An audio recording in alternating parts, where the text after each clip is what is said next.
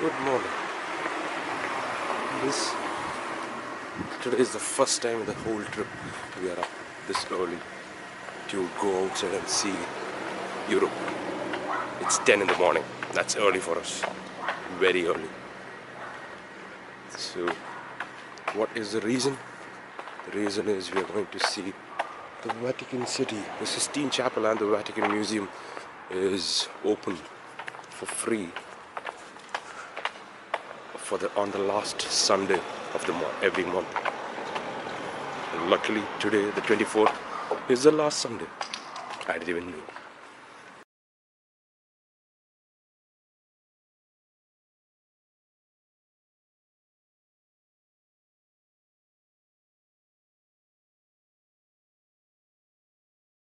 This is Hercules and his son Telephus. Another Hercules.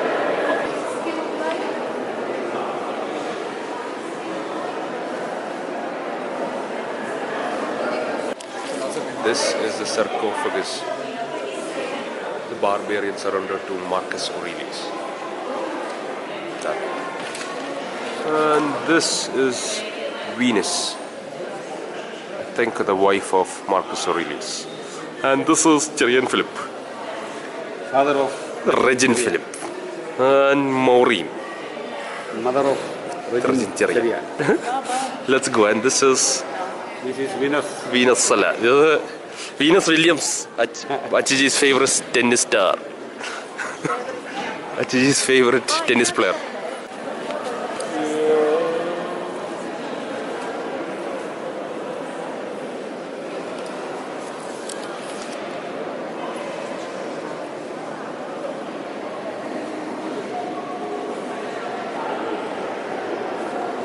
This is the Galleria Cartedenca.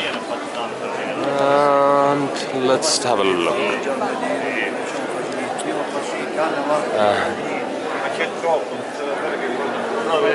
This is Yep. 1578 and 1580 this was made.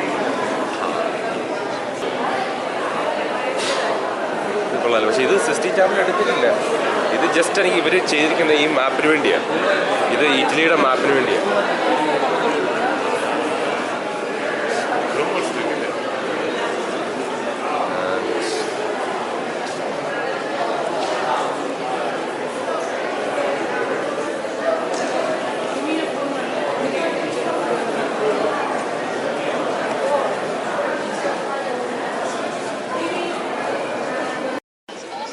This is a painting done by Raphael. The whole thing is done by Raphael. My goodness, that is.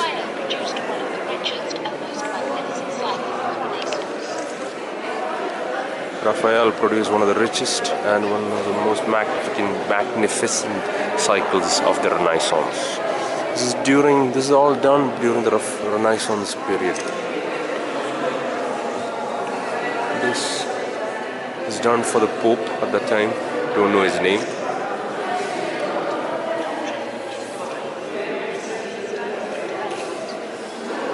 It's two themes. The Christ is the center and the church.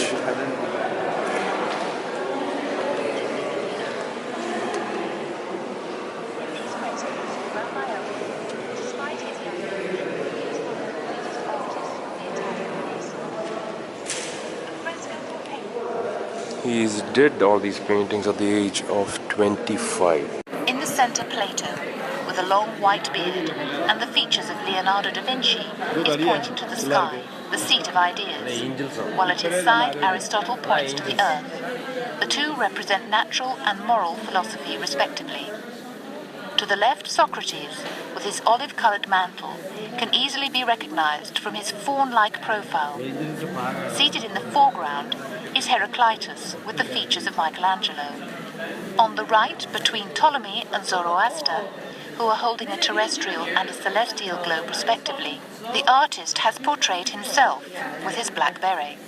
The center is Plato with the features of Leonardo da Vinci. That is Diogenes, and then towards the right is, I think that's Ptolemy, and he is showing Raphael himself in this painting, but I'm not sure who it is. And it shows Benamtum, and he's trying to explain a theorem to Euclid.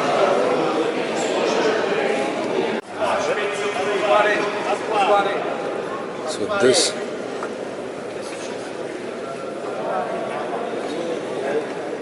no photo, please, no picture.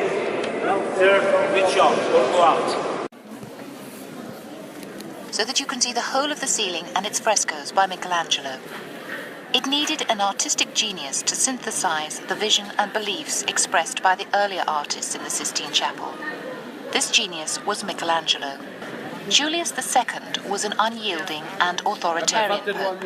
Against the advice of Bramante, the architect of the new St. Peter's Basilica, he asked Michelangelo to paint frescoes of the Apostles for the ceiling of the Sistine Chapel in 1508.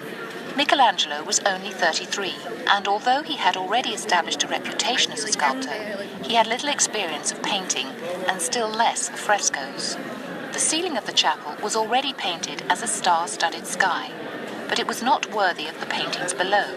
It took Michelangelo 4 years of relentless and solitary work to complete the ceiling.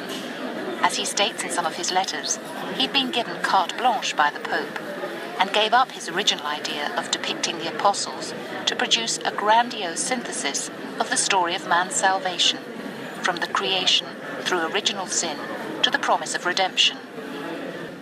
The story of Genesis, the first book in the Bible, is narrated in the center in 3 groups of 3 episodes.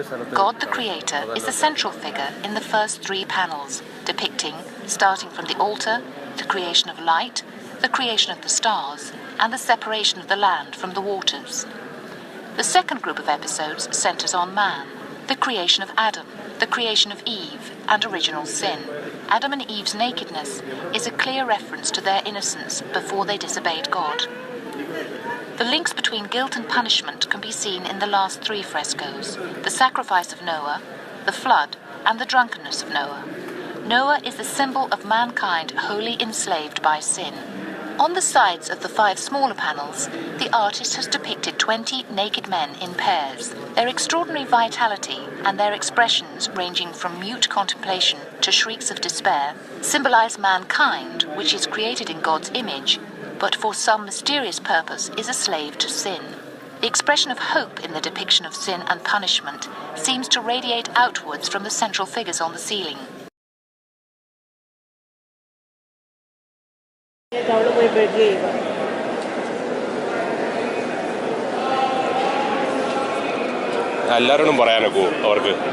This is the original paintings by Mr. Michelangelo in the 15th century.